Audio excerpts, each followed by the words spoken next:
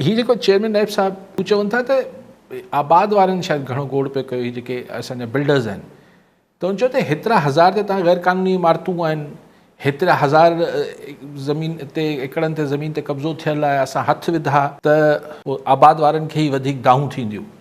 मूंखे सम्झ नथो अचे त ही छा आर्ग्यूमेंट आहे। अगरि हू गैर क़ानूनी आहिनि, तव्हां वटि पकी साबितियूं आहिनि त आबाद वारा गोड़ कनि या गैर आबाद वारा गोड़ कनि, तव्हां जेका ग़लति आहे ग़लति अचे। ऐं नेस्ला टावर वांगुरु ब्रेकिंग न्यूज़ नथो ॾियणु चाहे, इहा बि ॻाल्हि सम्झ न आई। हू त चीफ जस्टिस टोड़ियो, नैब त टोड़ियो ई कोन। पर ही ॻाल्हि इंतिहाई दिलचस्प कई अथनि जेका ॿी कई अथनि त अगरि सिंध में को सिस्टम आहे करप्शन जो सिस्टम, जो हवालो सिस्टम सां मुराद हुनजी करप्शन जो आहे, त चई को सबूत खणी अचे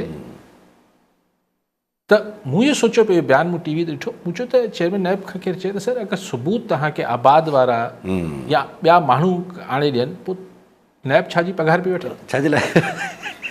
पोइ छो आहे, पोइ नैब छा थो करे अगरि सबूत तव्हांखे को ॿियो आणे ॾिए। थींदो आहे न सही, सही बड़ी ॻाल्हियूं थियनि थियूं, अमूमन इहो थिए थो। सो छा चेयरमैन नायब इहो चवणु चाहे पियो त इहा ॻाल्हि बेबुनियाद आहे, को सिंध में को करप्शन या सिस्टम आहे ई कोन। चलो अगरि इहो चवणु चाहे थो सिधो चए, बाक़ी अगरि हू वाकई में चाहे थो त हुनखे सबूत को सिंध जो माण्हू या आबाद या एक्स चैम्बर ऑफ कॉमर्स वारा ॾियनि त सर पोइ नैब छा जी पघार बि वठे, अगरि सबूत ई ॻोल्हे ॾियनि हुनखे त कमाल थी।